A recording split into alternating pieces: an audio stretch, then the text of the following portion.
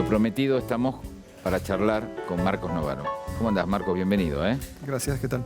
Bueno, después de todos los líos de unas semanas tan calientes de diciembre, donde pasó absolutamente de todo, como una especie de cóctel violento, peligroso, ¿qué es lo que hay que revisar? ¿Qué debería revisar el gobierno? Bueno, creo que por un lado se pegó un buen susto con la ilusión de que después de las elecciones tenía el camino despejado, digamos, ¿no? Ese camino despejado no existe. O sea, hay un camino lleno de obstáculos donde ellos tienen algunos recursos más, pero tienen también menos tiempo, ¿no? Han consumido mucho tiempo razonablemente, digamos, ¿no? En estirar la transición, en hacer las cosas muy de a poco, sobre todo en el terreno del gasto público, digamos. Entonces ahora ese tiempo ya se consumió. Y todo el mundo sabe que tienen que empezar a bajar el ritmo de endeudamiento. Si no lo hacen, va a empezar a haber señales preocupantes del sector financiero, eso puede afectar el ritmo de crecimiento y entonces las cosas se pueden complicar más.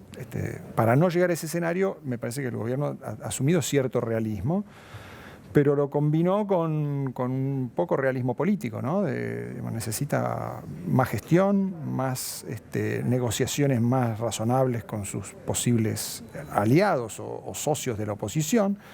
Necesita coordinar mejor la gestión y necesita argumentar y explicar mejor lo que quiere hacer, digamos, ¿no? Yo creo que con los aumentos a los jubilados lo que pasó fue que quisieron hacer más o menos como con las tarifas, ¿no? No expliquemos mucho porque así pasa por abajo del radar, porque esto no le va a interesar al gran público si no lo convertimos en un tema de agenda central. Bueno, es un error, ¿no? Ellos tendrían que haber explicado, porque el tema previsional es de por sí un tema central siempre, ¿no? Después está el asunto de cómo llevarse con la oposición, digamos, Claro. ¿no? Aparentemente, en teoría, digamos, el gobierno hizo bien las cosas. Bueno, ganó las elecciones con esa nueva legitimidad, llamó al peronismo racional al que gobernaba, hizo un acuerdo, todos salieron más o menos contentos, hablaron de acuerdo histórico, también en la oposición, pero ese acuerdo en la Cámara de Diputados Se trabó. no funcionó. Y escuché a algunos radicales, sobre todo, decir dos cosas. Primero, se le rieron en la cara al presidente. Y segundo, se necesita una alianza más importante que no solo incluya a los que gobiernan, sino a otros. ¿Vos qué pensás de todo esto?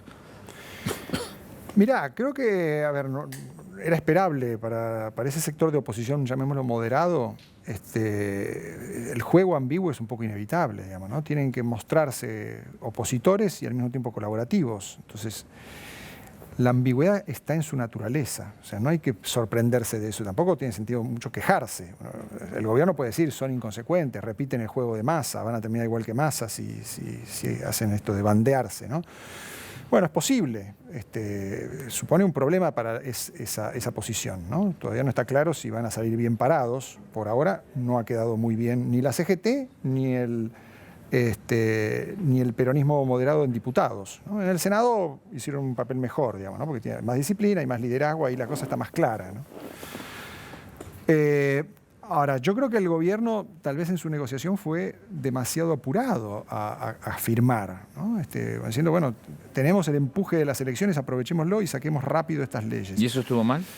Yo creo que estuvo un poquito desatento a los costos que eso implicaba, a las negociaciones en segundo y tercer término, ¿no? Acordó con los gobernadores, pero eso no implicaba automáticamente apoyo legislativo. También iban a tener que negociar algo con los diputados, que son un actor autónomo, mucho más que los senadores. Entonces, ¿qué le iban a ofrecer a los diputados? Si le iban a ofrecer el bono de compensación, tendrían que haberlo negociado a tiempo. No le ofrecieron nada. Dijeron, bueno, esperemos que los gobernadores disciplinen así como pasó en el Senado. No fue lo que pasó. Ya había habido señales con el tema de la reforma laboral, ¿no?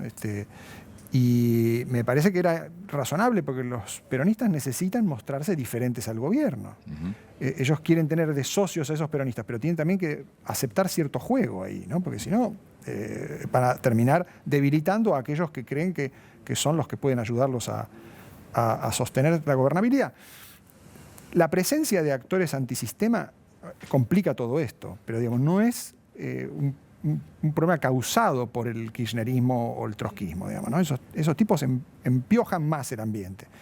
Pero la verdad que en una situación de gobierno dividido, con mucha fragmentación política, era esperable que estas cosas fueran complicadas. Yo creo que el gobierno actuó con excesivo optimismo, con un poco de apresuramiento, y cedió a los gobernadores tal vez más de lo que tenía que haberlo cedido, confiando en una disciplina que no existe. Es decir, que el test de gobernabilidad no fue positivo para el gobierno. ¿Debería repensar su gobernabilidad?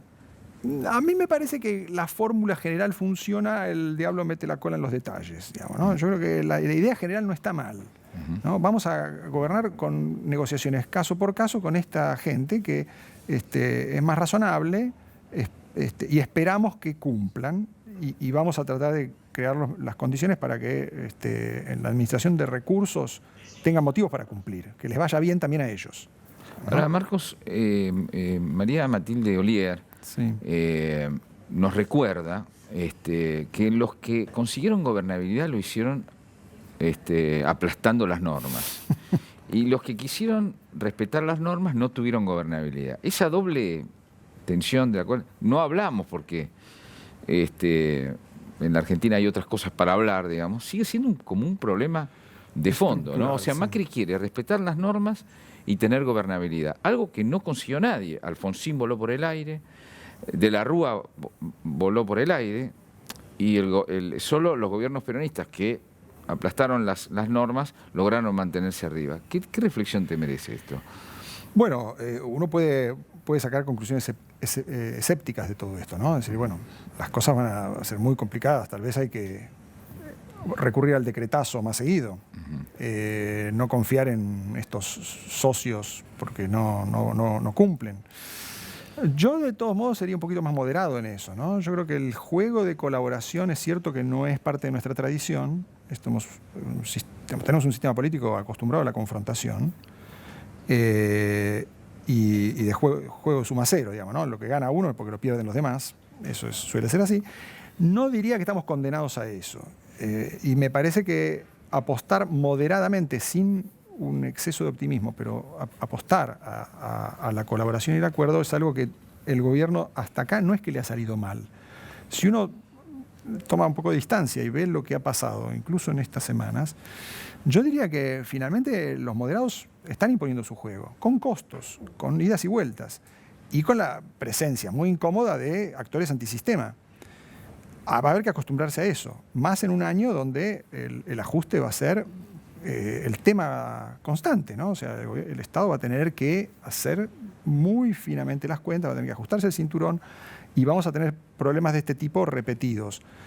¿Está en condiciones el sistema de resolverlo? Yo creo que la experiencia muestra que sí, y que no necesariamente los que colaboran pierden, ¿no? No me parece que haya que sacar una conclusión tan escéptica, más allá de que tampoco es que hay que caer en la ingenuidad que han también abonado otros analistas, digamos, contrapuestos a la tesis esta más escéptica, que es ahora el camino está despejado, ¿no? Ahora gobernadores y presidentes pueden felizmente abrazarse y todo va a salir bien. No, eso no es así, digamos, ¿no? ¿Estamos viendo un punto de inflexión en ese sentido, te parece? Mirá, si esto avanza y si el 2018 se transita con medidas razonables de ajuste y socialmente justas, ¿no? O sea, hay que encontrar además los equilibrios, que tampoco el gobierno acá hasta ahora los ha construido muy bien, ¿no? Salió el tema previsional como si fuera el principal, ¿no? Cuando en realidad hay un montón de otras cosas más importantes y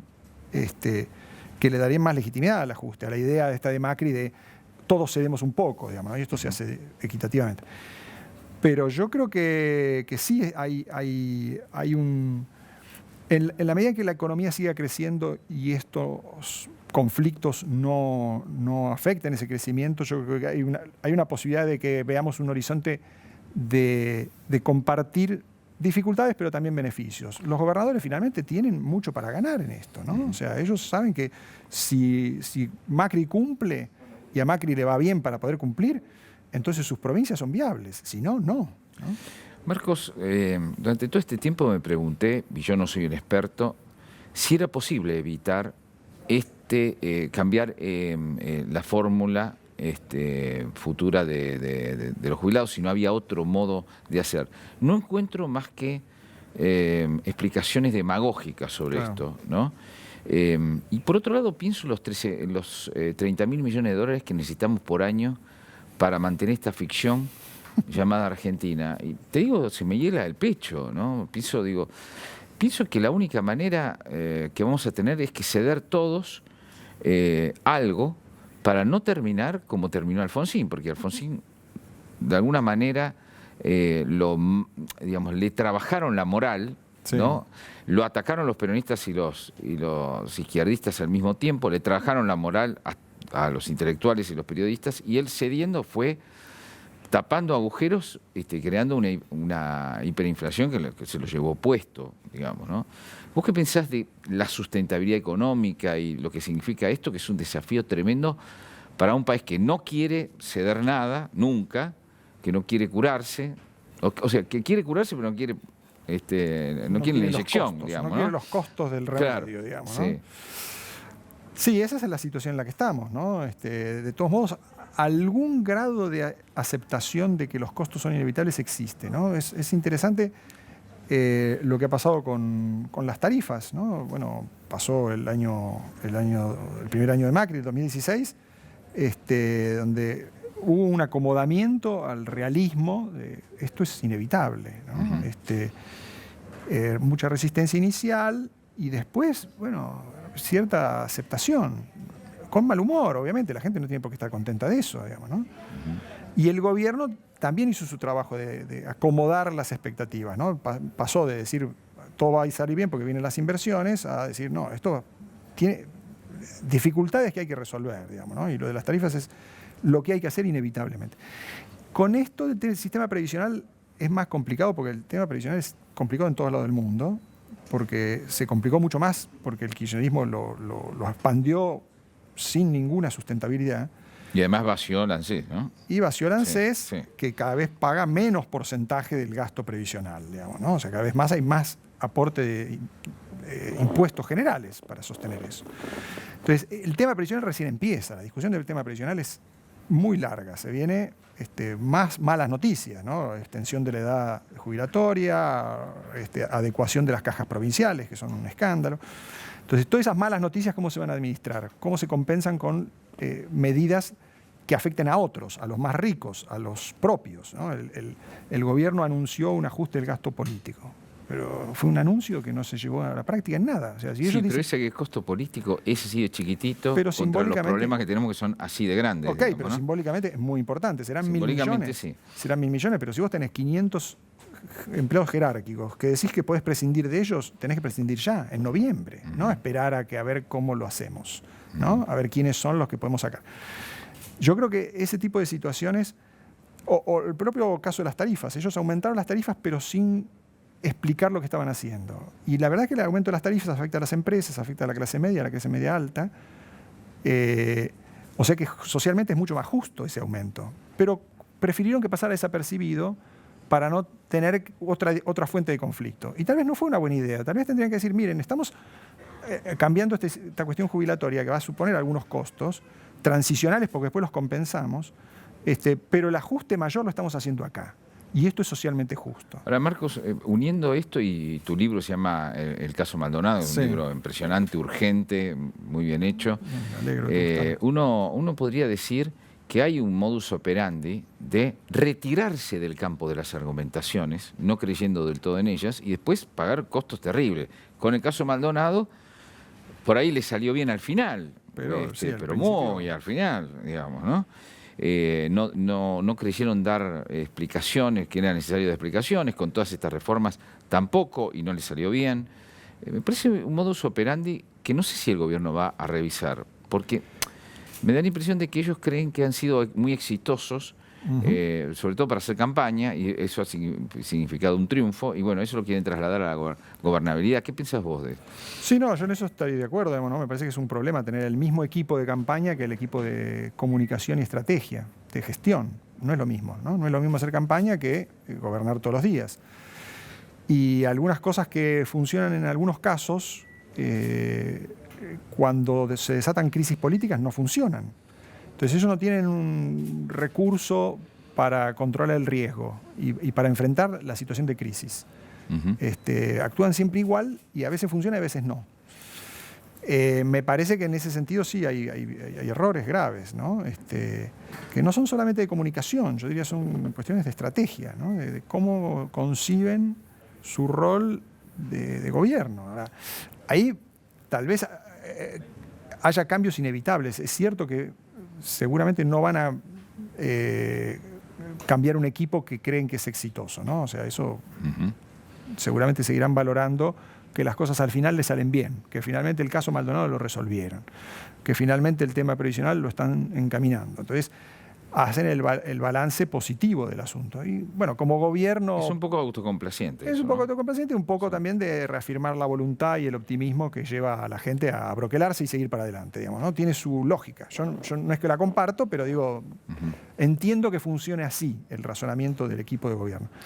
Me parece que, de todos modos, en el curso de los acontecimientos están obligados a cambiar, ¿no? Y eso se vio con el shock que se llevaron, el golpe, el susto que se pegaron el jueves de la primera votación o el primer intento de votación del tema previsional. Por suerte fue reparable, por suerte no hubo un muerto, por suerte no hubo ruptura con los gobernadores, un decretazo, nada por el estilo. Encontraron el camino para superarlo. ¿Es inevitable primero chocar con la pared para después corregir? No.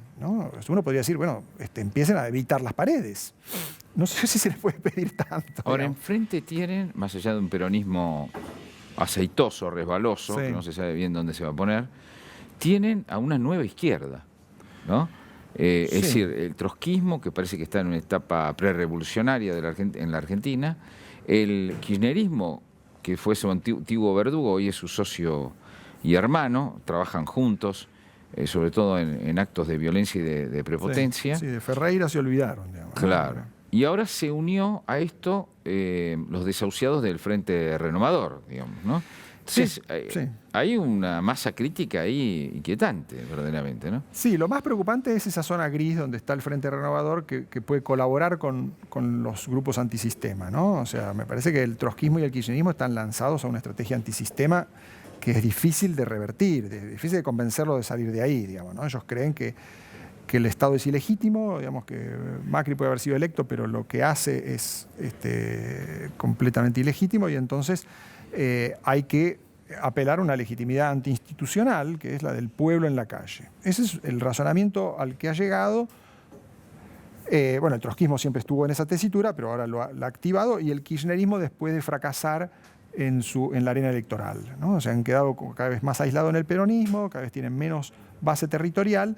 Entonces lo que les queda es estos grupos, que son algunos municipios, algunos sindicatos, grupos militantes que están dispuestos a pelear en la calle y a generar muertos, digamos, ¿no? O sea, me parece que esa es la idea. En eso hay que hacerse cargo de que esto va a durar, digamos, ¿no? O sea, yo creo que en eso hay que hacer, sí, un diagnóstico no escéptico, sino realista. Esta gente está decidida a seguir en esta tesitura, o sea que van a seguir repitiendo escenas de este tipo. No se los va a poder convencer fácil. Y el problema es aislarlos y que el daño sea mínimo. Yo creo que el segundo intento del gobierno fue exitoso en eso, los aislaron. Es cierto que la CGT llamó un paro, pero en cuanto vieron en qué se estaba convirtiendo la Plaza de los Congresos, dijeron, esto no, nosotros no tenemos nada que ver, los violentos están deslegitimando la protesta social real, y mandaron a la UTA a levantar el paro de transporte, o sea, desactivaron su propia medida de fuerza. Yo creo que esa es una muestra de cómo la zona gris puede reaccionar bien. El masismo no hizo lo mismo, ¿no? El masismo está, yo no entiendo bien hasta dónde, pero digamos, me da la impresión de que están queriendo disputar el rol de oposición dura porque sospechan que a los gobernadores les va a ir mal como socios de Macri. O sea, creen que a los gobernadores les va a pasar lo mismo que le pasó a Massa, ¿no? Que quiso ser moderado y le fue mal. Entonces ahora quiere hacerse el duro en serio. A mí me preocupa eso, ¿no? Porque es un sector que sí tiene cierta representatividad en el peronismo, son líderes políticos relevantes, y sería una pena que se incineren en solidarizarse y darle plafón al antisistema, ¿no? Es decir, que vamos a pasar los 2 próximos años sobre un barril de pólvora, digamos, más o menos, ¿no? Bueno, mientras el gobierno no cometa grandes errores, los moderados sostengan su juego y vean que ese es el juego rentable que les conviene y la economía siga creciendo, yo creo que hay cosas que que son conflictivas, pero el daño que pueden hacer es relativo, ¿no? O sea, han destruido la Plaza de los Congresos. La cosa podría haber sido mucho peor, ¿no? Si había un muerto, la sesión era insostenible y realmente se convertía todo en un problema de gobernabilidad. Muchísimas gracias, Marcos. No, gracias a vos.